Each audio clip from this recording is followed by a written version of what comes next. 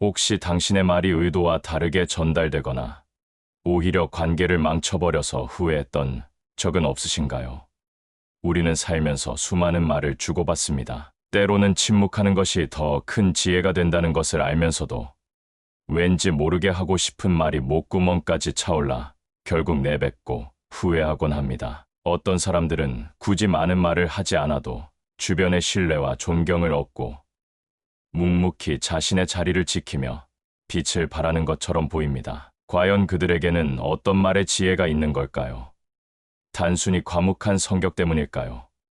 아니면 말하지 않아야 할 때를 정확히 아는 특별한 비결이 있는 걸까요? 바로 이런 물음 속에서 우리는 오늘 동서고금의 지혜를 빌려 말하고 싶어도 침묵해야 하는 6가지 상황에 대해 이야기해 볼 겁니다. 현자들은 이때만큼은 입을 닫아야 한다고 입을 모아 말합니다. 말을 함부로 하면 안 되는 이유를 깊이 탐구하고 침묵이 오히려 당신의 운명을 바꾸고 당신의 품격을 높이는 강력한 무기가 될 수 있음을 깨닫는 시간을 가져보세요. 지금부터 당신의 마음속 깊이 숨어있던 말과 관계에 대한 고민을 함께 마주하고 예상치 못한 깨달음을 얻는 시간을 가져보세요. 이 이야기는 당신의 삶을 완전히 새롭게 재정의하고 진정한 지혜와 성공을 얻는 중요한 기회가 될 것입니다. 저 역시 젊은 시절에는 말을 잘하고 자신을 어필하는 것이 중요하다고 생각했습니다. 회의석상에서 제 의견을 강하게 주장하고 사람들에게 저의 능력이나 성과를 알리는 것이 저를 성장시키는 길이라고 믿었죠. 하지만 시간이 흐르고 다양한 사람들을 만나면서 말의 무게와 침묵의 가치를 깨달았습니다. 어떤 말은 의도와 다르게 전달되어 오해를 낳았고 어떤 자랑은 오히려 상대방에게 불편함이나 질투심을 불러일으켰습니다. 때로는 아무 말도 하지 않고 묵묵히 제 자리를 지키는 것이 훨씬 더 큰 영향력을 발휘한다는 것을 경험하기도 했습니다. 혹시 지금 이 영상을 보고 계신 당신도 말 때문에 후회하거나 어떤 말을 해야 할지 몰라 답답했던 적은 없으신가요? 제 작은 고백이 당신의 마음에 작은 위로가 되고 더 나아가 우리가 어떤 지혜로 말을 다스리고 침묵을 지켜야 할지 함께 고민하는 시작점이 되기를 바랍니다. 오늘 이야기는 당신의 인생을 바꾸는 인간관계의 가장 확실한 이정표가 될 겁니다. 오늘 우리가 이야기할 침묵해야 하는 상황은 단순히 말을 아끼라는 의미가 아닙니다. 우리는 흔히 말을 많이 해야 소통이 잘 되고 자신의 의견을 분명히 표현해야 인정받는다고 생각하죠. 하지만 현자들은 지나친 말이 오히려 독이 되고 관계를 망치며 심지어는 자신에게 해를 끼칠 수 있다고 경고합니다. 진정한 말의 지혜는 혀를 감추고 입을 닫는 침묵 속에서 나옵니다. 예를 들어 동양의 고전인 노자 도덕경에서는 아는 자는 말하지 않고 말하는 자는 알지 못한다고 말했습니다. 이는 진정으로 깊이 아는 사람은 굳이 자신의 지식을 드러내려 애쓰지 않으며 오히려 말의 절제가 더 큰 지혜를 상징한다는 뜻을 담고 있습니다. 진정한 품격은 겉으로 드러나는 화려한 언변이 아니라 때로는 침묵하며 상대를 경청하고 꼭 필요한 말만 골라 하는 절제된 언어 습관에서 나옵니다. 지금부터 말하고 싶어도 침묵해야 하는 6가지 상황은 무엇인지, 그리고 말을 함부로 하면 안 되는 이유를 자세히 들여다보겠습니다. 이 지혜는 당신의 삶을 송두리째 바꿀 만큼 강력한 힘을 가지고 있습니다. 그렇다면 역사 속 위인들은 어떤 방식으로 말의 지혜를 발휘하고 침묵을 통해 자신의 영향력을 키웠을까요? 우리는 조선 최고의 지성으로 불리는 다산 정약용의 삶에서 그 해답을 찾을 수 있습니다. 다산은 18년이라는 긴 유배 생활을 겪으며 모든 것이 좌절된 듯한 위기에 처했습니다. 하지만 그는 그 절망 속에서도 좌절하지 않고 오히려 학문 연구에 몰두하여 방대한 저술을 남겼습니다. 흥미로운 점은 그가 유배지에서 수많은 저서를 집필했지만 스스로 자신의 업적을 떠벌리거나 자랑하지 않았다는 것입니다. 오히려 묵묵히 자신의 학문과 사상을 다듬는 데 집중했습니다. 그의 위대한 업적 뒤에는 그를 믿고 지원해준 사람들이 있었습니다. 특히 다산의 학문과 인품을 존경하며 그가 유배지에서도 학문에 전념할 수 있도록 물질적, 정신적 지원을 아끼지 않았던 초이선사나 윤종이와 같은 인물들이 있었습니다. 그들은 다산의 재능을 알아보고 그가 가진 위대한 잠재력이 시련 속에서 꺾이지 않도록 묵묵히 곁을 지켰습니다. 만약 다산이 유배지에서 끊임없이 자신의 처지를 하소연하거나 자신의 학문적 성과를 과시했다면 과연 그가 그토록 많은 이들의 존경과 지원을 받을 수 있었을까요?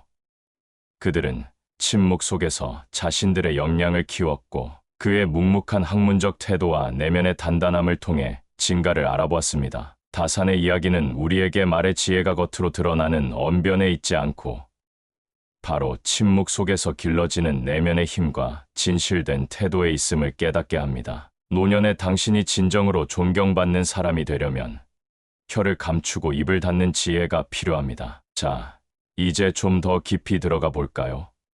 말하고 싶어도 침묵해야 하는 6가지 상황에서 우리는 무엇을 하지 말아야 할까요?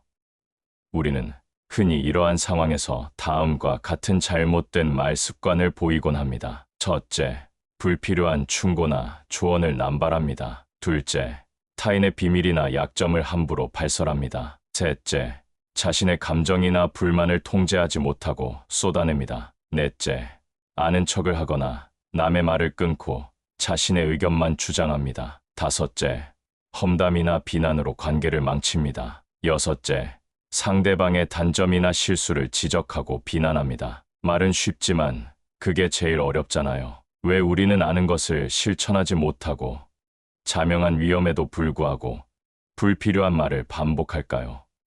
우리는 인정받고 싶은 마음에 조급해하거나 타인의 시선에 갇히거나 나의 약점을 드러내는 것을 두려워하기 때문입니다. 혹시 당신도 말 때문에 후회하거나 침묵해야 할 순간에 입을 열어 관계를 망친 적은 없으신가요? 노자 역시 기대하지 않으면 실망도 없다 했습니다. 물론 모든 관계에 아무런 기대도 하지 않으려는 태도가 항상 옳다는 것은 아닙니다. 하지만 과도한 기대를 내려놓고 상대를 있는 그대로 받아들이는 태도는 우리 마음을 한결 자유롭게 해줍니다. 마치 묵직한 돌을 내려놓은 듯 가슴이 훨씬 가벼워질 수 있지요. 어쩌면 우리는 진정한 말의 지혜와 나의 삶에 필요한 것이 무엇인지 깨닫는 대신 그저 막연한 불안감이나 과거의 방식에 갇혀 있었던 것은 아닐까요? 지금 당신의 마음속에 어떤 말 습관들이 버거운 짐처럼 느껴지는지, 그리고 그 짐을 내려놓았을 때 당신의 삶과 당신의 말이 어떻게 변화할지 솔직하게 스스로에게 질문해 볼 시간입니다. 이 질문은 당신의 인간관계를 근본적으로 변화시킬 중요한 전환점이 될 것입니다. 그렇다면 말하고 싶어도 침묵해야 하는 6가지 상황은 무엇일까요? 현자들의 지혜는 우리에게 이 비법과 함께 당신의 운명을 바꾸는 처세술과 대화법을 제시합니다. 이 지침들은 당신의 남은 삶을 더욱 품격 있고 의미 있게 만들어 줄 것입니다. 첫 번째 상황, 상대방이 감정적으로 격앙되어 있을 때입니다. 플라톤은 이성은 감정의 마부가 되어야 한다고 했습니다. 상대방이 화가 나거나 슬퍼하거나 불안해할 때 당신의 논리적인 조언이나 이성적인 판단은 아무런 소용이 없습니다. 오히려 상대방의 감정을 더욱 자극할 수 있습니다. 이때 가장 좋은 방법은 침묵하고 경청하는 것입니다. 상대방의 감정을 있는 그대로 받아들이고 묵묵히 들어주는 것만으로도 상대방은 위로를 받고 당신에게 신뢰를 느낄 것입니다. 셰익스피어는 말보다 침묵이 더 많은 것을 말한다고 했듯이 당신의 침묵은 상대방에게 나는 당신을 이해하고 있다는 강력한 메시지를 전달합니다. 오늘부터 상대방이 감정적으로 격앙되어 있을 때는 먼저 침묵하고 경청하는 연습을 시작해 보세요. 당신의 침묵이 관계를 회복하는 첫걸음이 될 것입니다. 두 번째 상황, 당신의 자랑이 상대에게 상처가 될 수 있을 때입니다. 노자 역시 아는 자는 말하지 않고 말하는 자는 알지 못한다고 했습니다. 사람들은 누구나 인정받고 싶어하는 욕구가 있지만 당신의 성공이나 행복이 상대방에게는 상대적 박탈감이나 질투심을 불러일으킬 수 있습니다. 특히 상대방이 어려움에 처해 있을 때 당신의 자랑은 비수가 되어 꽂힐 수 있습니다. 이때 필요한 것은 침묵입니다. 당신의 행복을 굳이 말로 증명하려 애쓰지 않아도 괜찮습니다. 진정한 행복은 과시하지 않아도 빛나는 법입니다. 에피쿠로스는 행복은 자신을 아는 데서 온다고 했듯이 외부의 인정보다 스스로의 만족이 중요합니다. 오늘부터 당신의 행복을 굳이 말로 표현하기보다 묵묵히 즐기는 연습을 해보세요. 당신의 침묵이 당신의 품격을 높이고 주변 사람들에게는 오히려 더 큰 위로를 줄 것입니다. 세 번째 상황, 타인의 비밀이나 약점을 알게 되었을 때입니다. 공자는 군자는 말에 더디고 행동에 민첩하다고 했는데 군자는 함부로 말하지 않습니다. 타인의 비밀이나 약점은 그 사람의 가장 취약한 부분입니다. 그것을 함부로 발설하는 것은 상대방에게 돌이킬 수 없는 상처를 주고 당신의 신뢰를 한순간에 무너뜨리는 행위입니다. 설령 당신이 좋은 의도로 조언하려 했을지라도 상대방은 당신의 말을 공격으로 받아들일 수 있습니다. 이때 침묵은 당신의 품격을 지키고 타인의 존엄을 지키는 가장 현명한 방법입니다. 진정한 친구는 상대방의 비밀을 무덤까지 가져가는 사람입니다. 오늘부터 타인의 비밀이나 약점을 알게 되었을 때는 혀를 감추고 입을 닫는 연습을 해보세요. 당신의 침묵이 당신을 신뢰할 수 있는 사람으로 만들 것입니다. 네 번째 상황, 당신의 감정이나 불만이 통제 불능일 때입니다. 유시민 작가는 글쓰기는 생각의 근육을 키우는 운동이다라고 말했습니다. 말도 마찬가지입니다. 감정이 격해지면 이성적인 판단이 흐려지고 후회할 말을 쏟아내기 쉽습니다. 분노나 불만이 목구멍까지 차올랐을 때 일단 멈추고 심호흡을 하세요. 그 감정이 가라앉을 때까지 침묵하는 것이 중요합니다. 감정을 통제하지 못하고 말을 쏟아내는 것은 결국 당신 자신에게 더 큰 상처를 남길 뿐입니다. 아리스토텔레스는 분노는 일시적인 광기다라고 했습니다. 분노에 사로잡혀 말을 하면 당신의 품격만 떨어뜨릴 뿐입니다. 오늘부터 감정이 통제 불능일 때는 잠시 침묵하고 그 감정이 가라앉기를 기다리는 연습을 해보세요. 당신의 침묵은 당신의 감정을 다스리는 강력한 도구가 될 것입니다. 다섯 번째 상황, 정확한 정보가 없거나 당신의 의견이 불필요할 때입니다. 마하트마 간디는 세상을 바꾸고 싶다면 너 자신이 그 변화가 되어라고 했습니다. 하지만 모든 상황에서 내가 나서서 말을 해야 할 필요는 없습니다. 특히 당신이 충분한 정보를 가지고 있지 않거나 당신의 의견이 상황 해결에 아무런 도움이 되지 않을 때는 침묵하는 것이 좋습니다. 섣부른 판단이나 경솔한 말은 오히려 상황을 악화시키고 당신의 신뢰도를 떨어뜨릴 수 있습니다. 때로는 침묵이 더 큰 지혜를 보여줍니다. 스티브 잡스는 단순함은 궁극의 정교함이다라고 말했습니다. 복잡한 상황일수록 단순한 침묵이 더 많은 것을 해결할 수 있습니다. 오늘부터 정확한 정보가 없거나 당신의 의견이 불필요할 때는 침묵하는 연습을 해보세요. 당신의 침묵이 당신을 현명한 사람으로 보이게 할 것입니다. 여섯 번째 상황, 당신의 말로 인해 상대방의 노력이 폄하될 수 있을 때입니다. 헨리 데이비드 소로우는 나는 고독 속에서 좋은 동반자를 발견했다고 말했습니다. 모든 사람은 자신의 노력과 성과에 대한 인정을 받고 싶어 합니다. 당신의 말이 상대방의 노력이나 성과를 의도치 않게 폄하하거나 그들의 자존감을 깎아내릴 수 있다면 침묵하는 것이 좋습니다. 예를 들어 누군가의 성과에 대해 그 정도는 나도 할 수 있었어 라고 말하거나 나는 옛날에 더 대단한 것도 해봤다고 말하는 것은 상대방에게 큰 상처를 줍니다. 대신 칭찬이나 격려의 말 혹은 묵묵한 지지를 보내는 것이 훨씬 더 현명합니다. 탈무드에는 말이 칼보다 무섭다는 지혜가 있습니다. 당신의 말이 상대방에게 상처를 줄 수 있다면 침묵하는 것이 가장 큰 예의입니다. 오늘부터 상대방의 노력을 진심으로 존중하고 불필요한 비교나 폄하의 말을 삼가세요. 당신의 침묵이 상대방에게 진정한 존경을 표할 것입니다. 물론 여기서 모든 인간관계를 단절하고 혼자 고립되라는 것은 아닙니다. 정약용 또한 좋은 관계는 삶을 풍요롭게 하지만 나쁜 관계는 삶의 에너지를 고갈시킨다고 역설했습니다. 당신을 지키고 성장시키는 건강한 인연들은 소중히 하는 것이 중요합니다.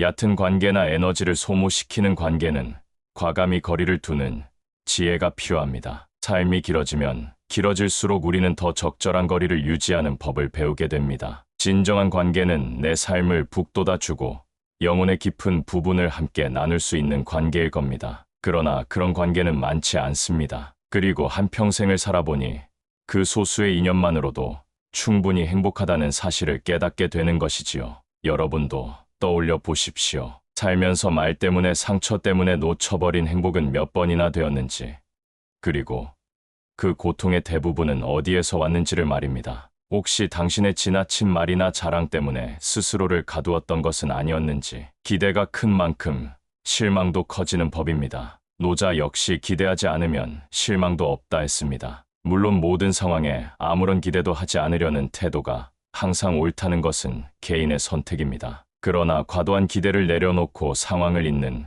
그대로 받아들이는 태도는 우리 마음을 한결 자유롭게 해줍니다. 마치 묵직한 돌을 내려놓은 듯 가슴이 훨씬 가벼워질 수 있지요. 여기서 우리는 고독을 다시 한번 이야기하지 않을 수 없습니다. 젊었을 때의 고독은 왠지 외롭고 무섭기까지 합니다. 뿌옇게 안개 낀 들판에 홀로 서 있는 것 같은 막막함에 견디기 어려워집니다. 그래서 누구든 끊임없이 누군가를 찾아 헤매고 이런저런 모임에 기웃거리게 되기도 합니다. 하지만 나이가 들고 인생의 기쁨과 슬픔을 충분히 맛보다 보면 고독에 깃든 묘한 아름다움과 충만함을 알게 됩니다. 켈리 데이비드 소로우가 나는 고독 속에서 좋은 동반자를 발견했다고 말했듯이 혼자만의 시간을 음미해보면 결코 그 시간이 공허하지 않다는 걸 깨닫게 되지요. 아침에 일어나 따뜻한 차 한 잔을 홀로 음미할 때, 들리는 새 소리나 바람 소리에 마음이 잔잔히 흔들릴 때, 오래전에 즐겨 듣던 음악을 다시 들어볼 때 우리가 느끼는 그 고요한 행복은 분명 고독의 다른 얼굴입니다. 삶의 후반부에는 이 고독의 맛이 더욱 깊어집니다. 타인이 줄 수 없는 섬세하고 내밀한 감정들이 고독 속에서 피어나기 때문입니다. 그 순간들을 자주 누리다 보면 시끄러운 모임에서 잠깐 웃고 떠드는 시간과는 비교도 되지 않는 순도 높은 기쁨을 맛보게 됩니다. 마음이 충만하니 굳이 외부의 관계에만 휘둘리지 않아도 괜찮구나라는 생각이 듭니다. 더 나아가 정약용은 대부분의 인간 관계는 사실 이 관계에 기반한다고 지적했습니다. 학교나 직장 혹은 취미 활동을 통해 맺은 인연들 중 상당수는 그 연결고리가 사라지면 연락마저 끊기게 됩니다. 공자도 말했듯이 이익을 쫓아 몰려든 무리는 이익이 떨어지면 흩어지기 마련입니다. 이런 일은 결코 드물지 않습니다. 당신이 직장을 옮기는 순간 함께 어울리던 동료들이 언제 그랬냐는 듯 연락하지 않게 되기도 하고, 또 학창 시절엔 둘도 없는 친구 같았던 사람들이 졸업 후에는 각자의 삶에 치여 점점 잊혀지기도 합니다. 물론 이런 자연스러운 흐름이 늘 슬픈 것만은 아닙니다. 인생은 원래 끊임없는 만남과 이별의 연속이며 이런 변화를 통해 우리는 또 다른 배움을 얻게 됩니다. 문제는 그 흐름을 억지로 붙잡으려 하거나 이미 의미가 희미해진 관계에 매달리는 데서 생겨납니다. 그렇게 매달리면 마음의 상처만 커질 뿐입니다. 삶의 후반부에는 눈앞의 관계들이 조용히 사라지는 모습을 그저 담담하게 받아들이게 됩니다. 모든 것이 영원하지 않음을 충분히 알았기 때문입니다. 그리고 진정으로 귀한 관계는 어떤 시기가 지나도 서로를 잊지 않고 다시 이어지게 마련이라는 믿음도 생깁니다. 이렇듯 인생의 후반기는 세월의 흐름과 함께 변하고 사라지는 관계들, 그리고 무엇보다 자기 자신의 내면까지 두루 살피게 만드는 시간입니다. 감정 또한 인생의 계절을 따라온다는 사실은 어쩌면 당연합니다. 젊을 때에는 격렬한 감정에 휩싸이기도 하지만 나이가 들수록 감정을 이해하고 다스리는 지혜가 중요해집니다. 석가모니가 말했듯이 모든 것은 변한다. 그것이 유일한 진리다. 감정 또한 마찬가지입니다. 영원히 고통받을 것이라는 생각은 젊은 날의 두려움이지만 삶의 후반부에는 그 생각에 너무 집착하기보다 자연스러운 변화를 수용하며 마음의 고요를 찾는 편을 택하게 됩니다. 이처럼 변화 속에서 우리는 어떤 감정을 받아들이고 어떤 감정은 흘려보내야 할 것인가를 선택하는 능력을 기르게 됩니다. 실제로 어떤 생각이나 상황이 나에게 평화로운가 아니면 이상하게 기운이 빠지고 불안한가를 유심히 살펴보는 것이죠. 나이가 들수록 무작정 많은 자극을 받기보다 내면의 평화를 지키는 소수의 경험만으로도 삶이 충분히 충만하다는 사실을 알게 됩니다. 아리스토텔레스가 말한 진정한 친구는 또 다른 자신이다라는 경구가 자기 내면의 평화에도 더욱 깊이 와 닿는 순간입니다. 스스로를 지키고 성장시킬 때 비로소 최고의 복수를 할 수 있습니다. 결국 다산정약용과 현자들이 던진 메시지는 단순히 말을 많이 하거나 자신을 드러내는 것이 아닙니다. 그것은 바로 진정성과 내면의 품격에 기반합니다. 당신의 내면이 단단하고 굳이 말로 자신을 증명하려 하지 않아도 스스로의 가치를 알 때 사람들은 자연스럽게 당신에게 이끌리고 존경을 표할 것입니다. 외부적인 노력이나 과시적인 태도에 매달릴 필요가 없습니다. 도리어 당신이 가진 본연의 빛을 묵묵히 발할 때 사람들은 당신의 진심을 알아보고 당신을 따를 것입니다. 이 인생의 황혼기에 접어든 우리는 외부가 아닌 내면에서 참된 위안을 얻고 자족의 기쁨을 누리며 진정한 품격을 발견하는 쪽을 택합니다. 사람은 태어날 때도 홀로, 마지막 순간에도 홀로라는 사실을 알기에 이제 더는 외부에만 목매지 않습니다. 우리가 오늘 말하고 싶어도 침묵해야 하는 6가지 상황을 다시 한번 기억하세요. 첫째, 상대방이 감정적으로 격앙되어 있을 때입니다. 침묵하고 경청하며 상대의 감정을 보듬어 주세요. 둘째, 당신의 자랑이 상대에게 상처가 될 수 있을 때입니다. 침묵으로 당신의 품격을 지키고 상대를 배려하세요. 셋째, 타인의 비밀이나 약점을 알게 되었을 때입니다. 침묵은 당신의 신뢰를 지키는 가장 현명한 방법입니다. 넷째, 당신의 감정이나 불만이 통제 불능일 때입니다. 침묵하며 감정을 다스리고 후회할 말을 삼가세요. 다섯째, 정확한 정보가 없거나 당신의 의견이 불필요할 때입니다. 침묵은 당신을 현명하게 보이게 합니다. 여섯째, 당신의 말로 인해 상대방의 노력이 폄하될 수 있을 때입니다. 침묵으로 상대를 존중하고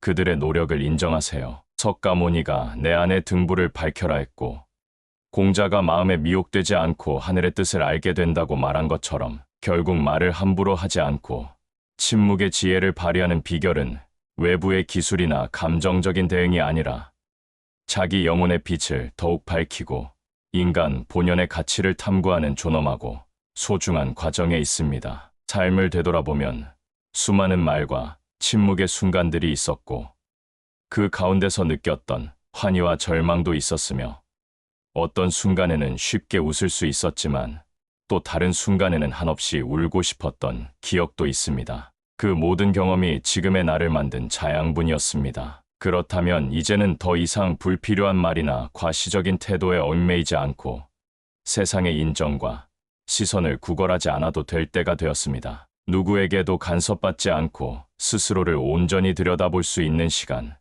그리고 자기 내면과 솔직히 대화를 나눌 수 있는 자리를 마련한다면 그것이야말로 당신의 삶을 변화시킬 가장 값진 선물이 될 것입니다. 마지막으로, 만약 지금도 자신의 말 때문에 관계에서 상처받아 괴로워한다면 잠시 멈춰 서서 스스로에게 물어보면 좋겠습니다. 내가 이토록 많은 말을 하거나 나를 드러내려는 이유는 정말 진심을 나누고 싶어서일까?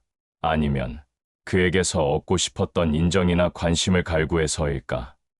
대답은 저마다 다르겠지만 대개는 후자 쪽이 더 많을지 모릅니다. 그러니 기대와 집착을 조금씩 내려놓아 보세요. 내면에 부는 바람이 잔잔해지고 어색했던 관계도 자연스럽게 거리를 둔 채 더 맑은 모습으로 남거나 혹은 흩어지게 될 것입니다. 인생의 후반부는 어느 면에서 앞서 지나온 시간들을 차분히 정리하고 진짜 소중한 가치를 발견하는 시기입니다. 그리고 그 가치가 바로 나 자신에 대한 이해와 침묵 속에서 피어나는 품격이라는 사실을 깨닫게 됩니다. 이 깨달음을 얻으면 꼭 주변 사람들에게서 칭찬받거나 인정받지 않아도 마음이 편안해집니다. 오히려 혼자만의 고독한 시간에도 가슴이 뭉클해지고 사소한 일상에서도 감사함을 찾게 됩니다. 눈물이 핑 돌 만큼 뭉클한 감동을 우리는 우리 스스로의 내면에서도 충분히 발견할 수 있는 것입니다. 끝으로 우리가 왜 태어났고 왜 이렇게 수많은 감정과 경험을 거쳐야 하는지에 대한 궁극적인 답은 아직도 미스터리일지 모릅니다. 하지만 분명한 사실 하나는 우리는 누구나 언젠가 떠나야 한다는 것이며 그 떠나는 순간에도 결국 홀로 걸음을 옮기게 된다는 점입니다. 노년이 되면 그 홀로임을 더 이해하고 성숙한 방식으로 받아들이게 됩니다. 과거에는 두렵고 슬프기만 했던 고독이 이제는 너무나 내밀하고 아름다운 시간으로 다가오는 것입니다. 그래서 우리는 말합니다. 말하고 싶어도 침묵해야 하는 6가지 상황을 알면 당신의 삶이 달라진다고. 아니, 그보다는 침묵 속에서 당신의 진정한 품격과 영향력이 발휘된다고. 이 생각에 도달하면 어딘가 모르게 마음이 뭉클해지고 평화가 찾아옵니다. 세상에 소음이 잦아들고 비로소 오롯이 나라는 사람을 느낄 수 있게 됩니다. 그리고 그러한 순간들을 진정으로 누릴 줄 아는 사람이야말로 진정한 삶의 지혜를 깨닫고 가장 충만하고 여유로운 행복을 누리게 되는 자일 것입니다. 오늘 당신의 삶에 중요한 질문을 던져보세요. 나는 진정으로 나를 위한 삶을 살고 있는가? 당신의 삶이 늘 평화롭고 지혜롭기를 바랍니다. 저희 인생 문답은 앞으로도 당신의 삶에 빛이 되는 소중한 한마디를 전해드리겠습니다. 이 영상이 도움이 되셨다면 구독과 좋아요로 함께 해주세요. 당신의 관심이 더 좋은 콘텐츠를 만드는 힘이 됩니다. 진심으로 감사합니다.